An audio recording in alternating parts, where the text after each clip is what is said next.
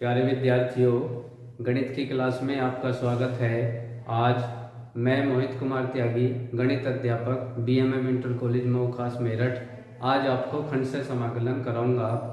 प्यारे विद्यार्थियों, इससे पहले लेक्चर्स में हम समाकलन का परिचय, आंशिक भिन्नों द्वारा समाकलन, प्रतिस्थापन समाकलन तथा कुछ विशेष प्रकार के समाकलन कर चुके हैं। आज खंड से समाकलन की शुरुआत करेंगे। तो खंड से समाकलन का प्रयोग जब किया जाता है जब दो फलनों की गुणा का समाकलन करना हो, और दो फलनों की गुणा के समाकलन के लिए हम इस तरह सूत्र का प्रयोग करते हैं कि यदि हमारे पास दो फलन हैं, उसमें एक को प्रथम फलन और एक को द्वितीय फलन मान लिया जाए, तब हमारा सूत्र ये हो जाता है कि प्रथम फलन और द्वितीय फलन का समाकलन माइनस प्रथम फलन का अवकलन, द्वितीय फलन का समाकलन और फिर सारे का समाकलन। तो खंड से समाकलन में प्रथम फलन का अवकलन किया जाता है।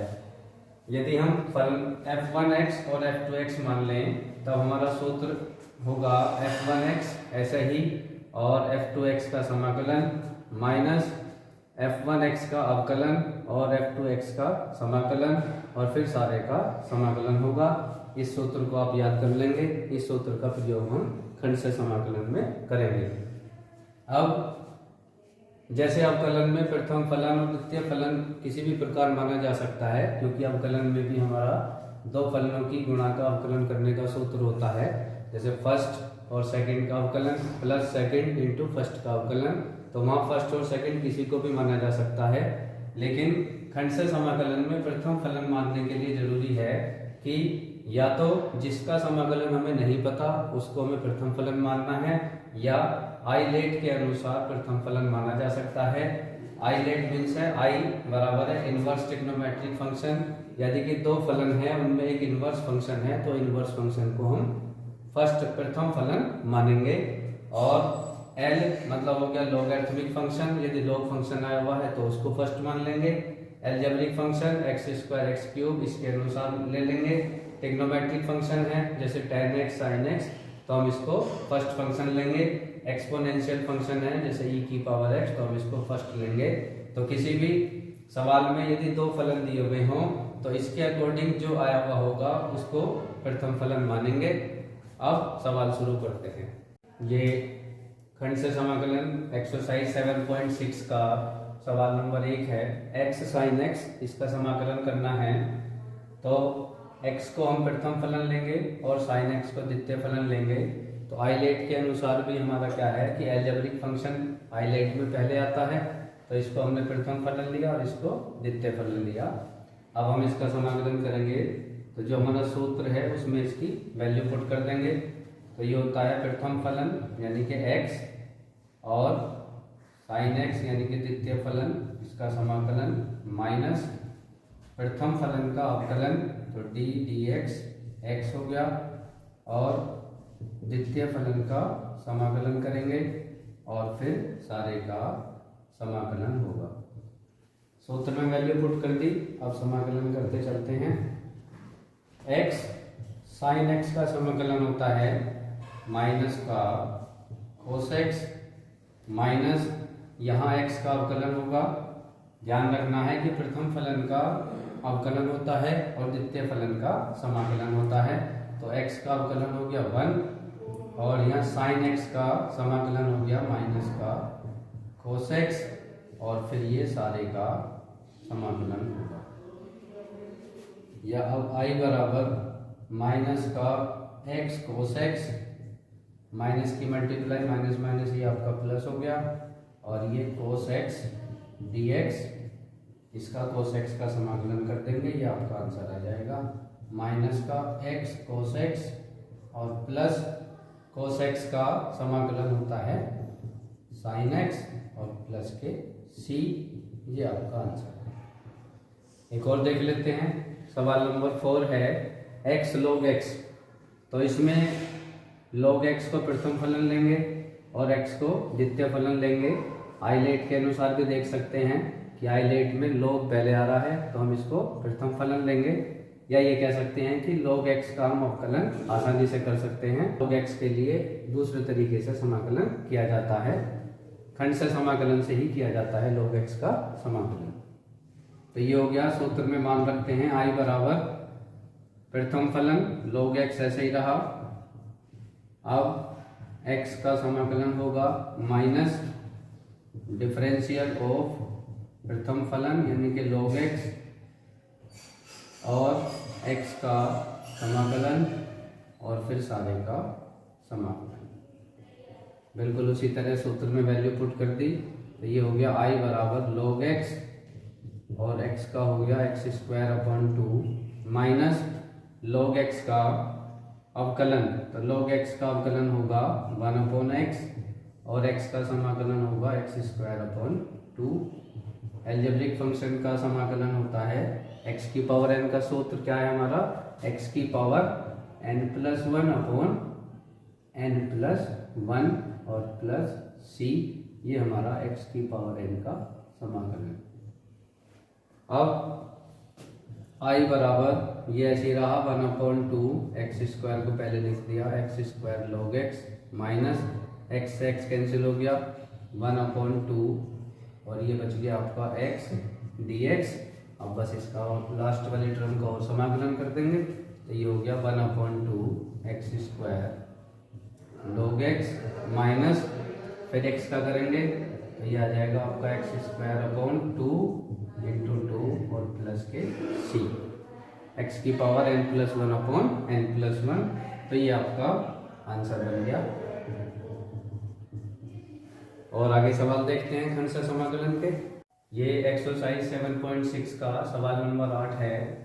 x tan इनवर्स x इसका समाकलन करना है। इसमें एक अलजेब्रिक फंक्शन है और एक हमारा इनवर्स ट्रिग्नोमेट्रिक फंक्शन है। तो tan इनवर्स x को प्रथम फलन और अलजेब्रिक फंक्शन x को द्वितीय फलन मानकर समाकलन करेंगे। आइलेट के अनुसार भी हम देखना चाहें तो इनवर्स फंक्शन पहले आता है, तो इसलिए इसको प्रथम फलन मान लेंगे। तो अब इसको शुरू करते हैं। तो प्रथम फलन सूत्र में वैल्यू पुट करेंगे। तो प्रथम फलन ऐसा ही, द्वितीय का समाकलन होगा माइनस प्रथम फलन का अवकलन होगा tan इनवर्स x। अब द्वितीय का समाकलन होगा और फिर सारे का समाकलन होगा। वैल्यू रख दी हमने फॉर्मूले में।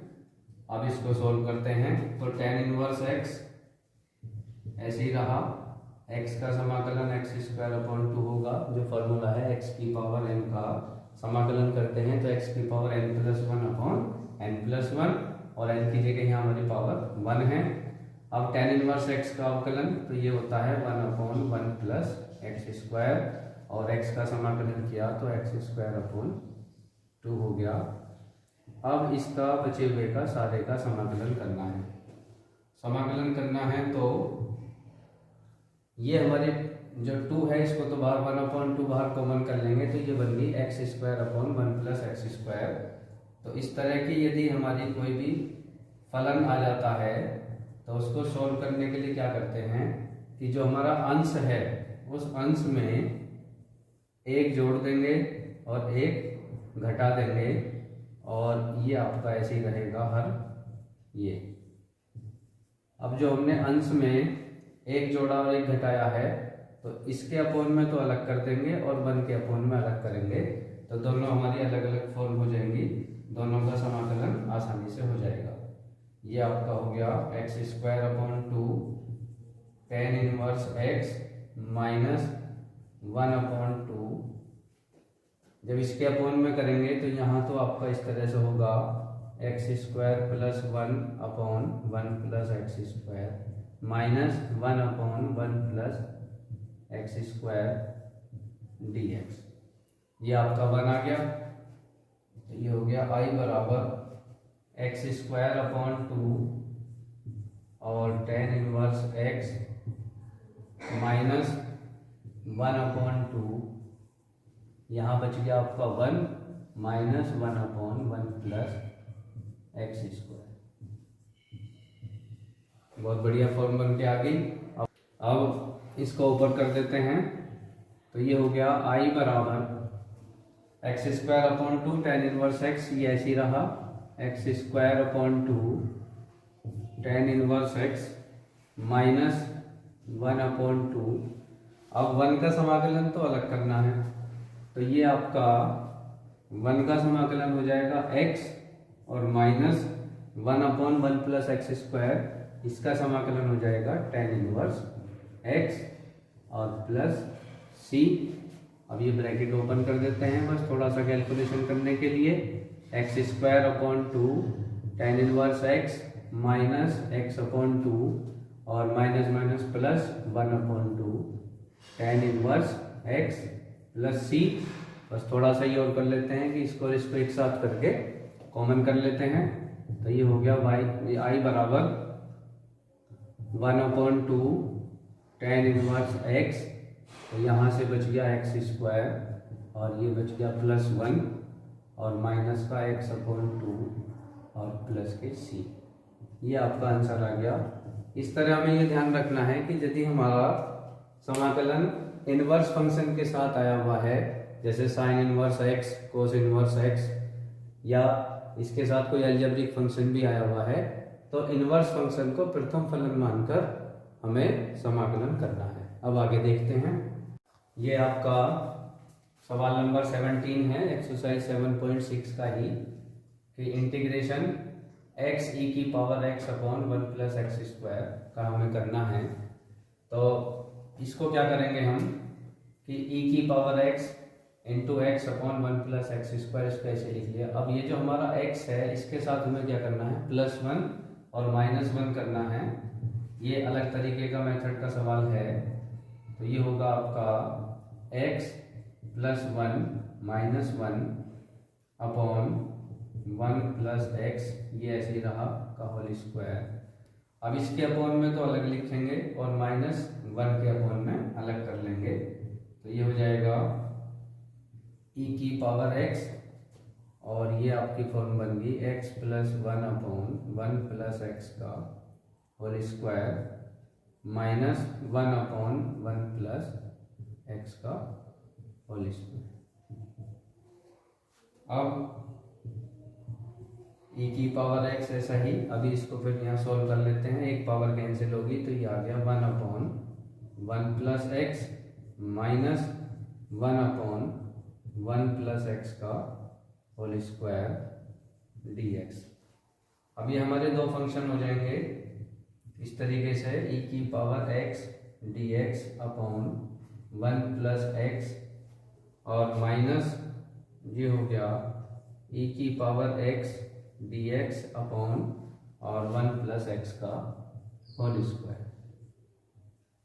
अब इसको यहाँ कर लेते हैं, तो इसका समाकलन करते हैं। इस वाले फंक्शन को ऐसे ही रहने देते हैं, तो e⁻x को द्वितीय फलन और 1/1 + x को प्रथम फलन मानकर समाकलन करते हैं। तो ये ऐसा होगा i = प्रथम फलन ऐसा ही 1/1 + x और e⁻x का समाकलन माइनस प्रथम फलन का अवकलन, ये हो गया आपका 1/1 + x और फिर e⁻x का समाकलन होगा और फिर सारे का समाकलन होगा।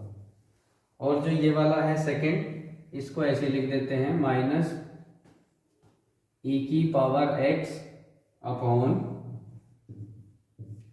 + x का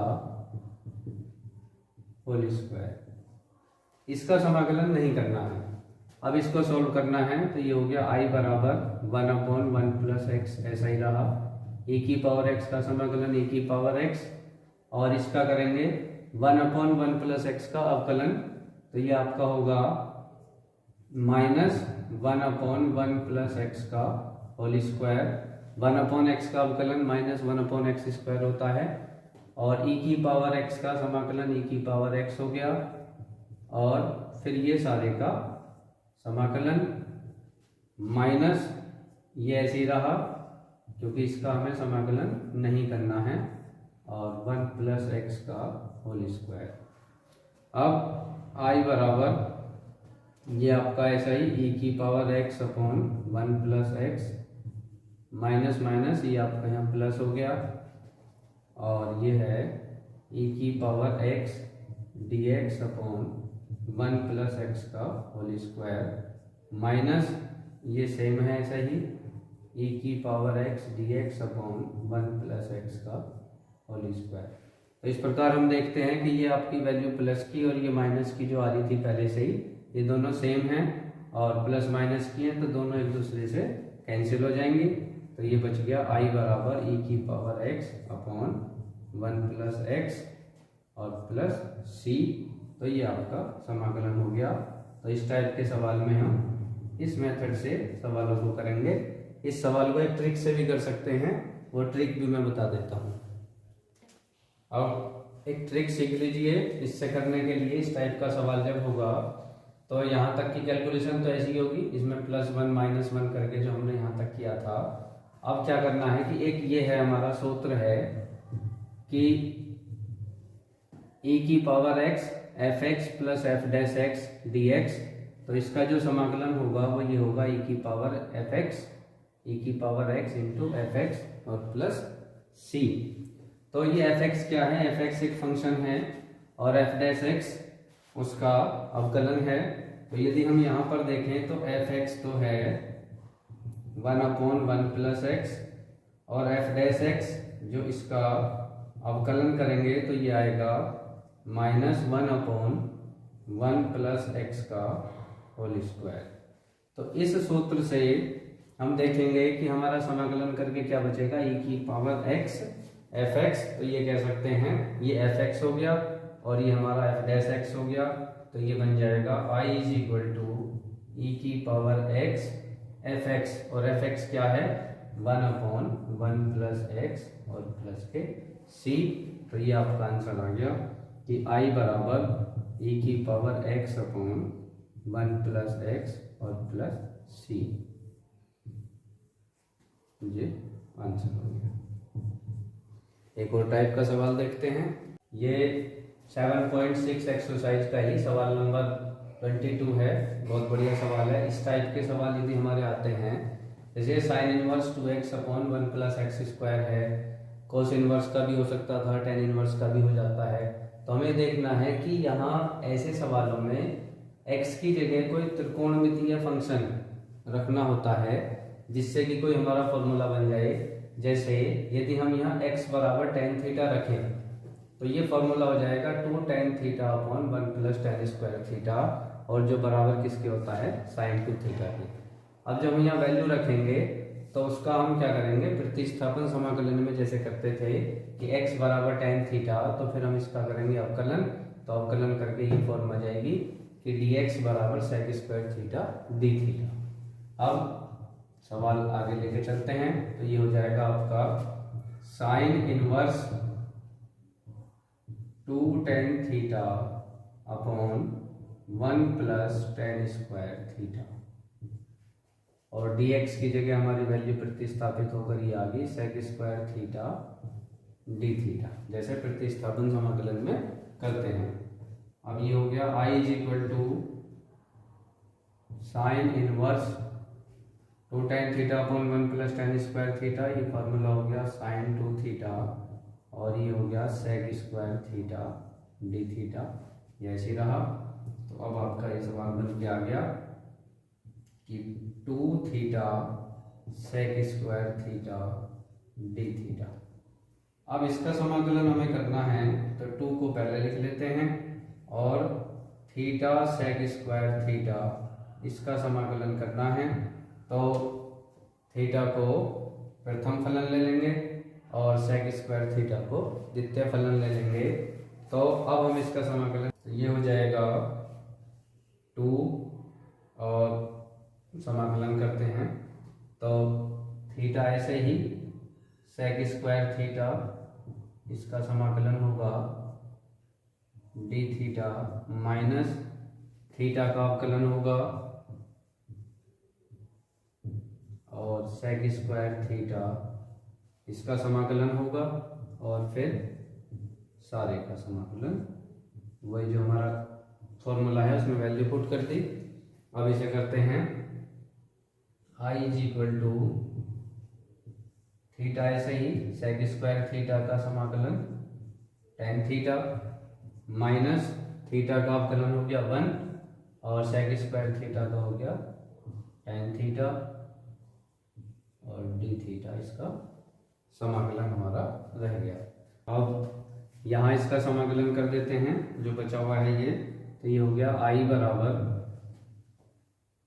2 थीटा tan थीटा ऐसे ही रहा, माइनस tan थीटा का समाकलन माइनस का log cos थीटा या log sec थीटा होता है, तो ये हो गया आपका log sec थीटा और प्लस c।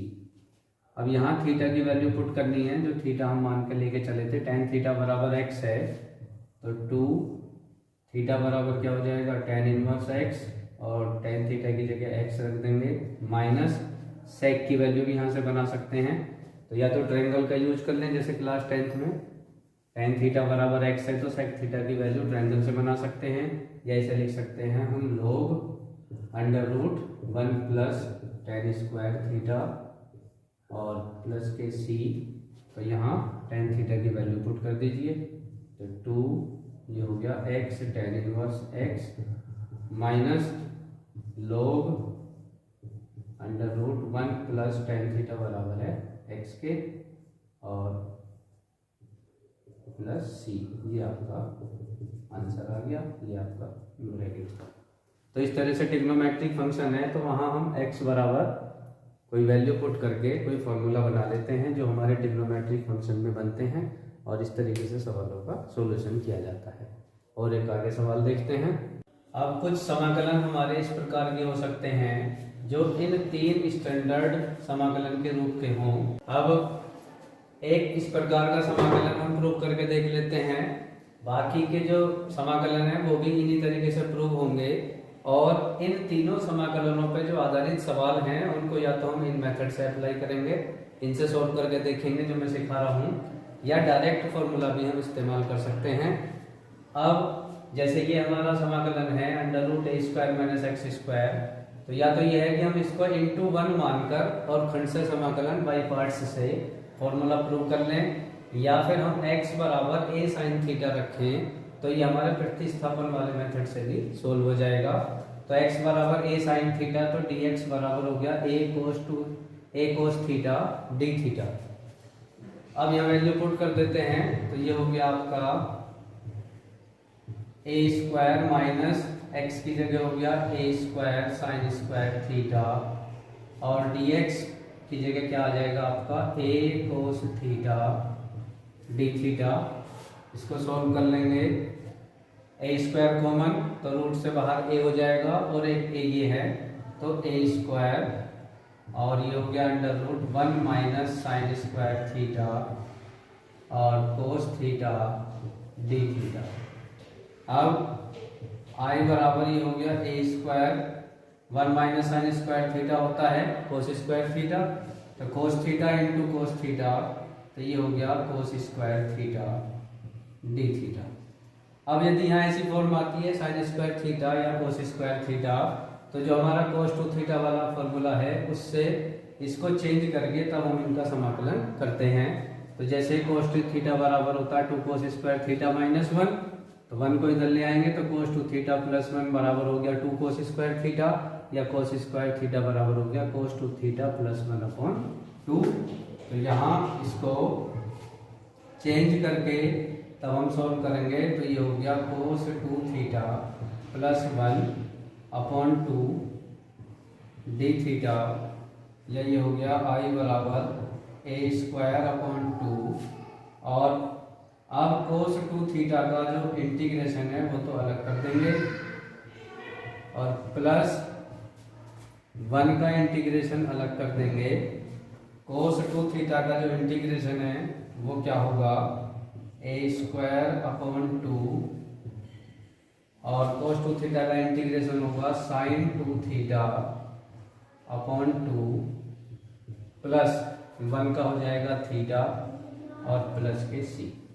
अब जो थीटा की वैल्यू है उसके अकॉर्डिंग यहाँ पर वैल्यू पुट करनी है जो हम यहाँ से लेके चले थे, तो ये हो गया आई बराबर ए स्क्वायर अपॉन 2 साइन 2 थीटा का फॉर्मूला होता है 2 sine theta cos theta upon 2 और प्लस थीटा प्लस सी।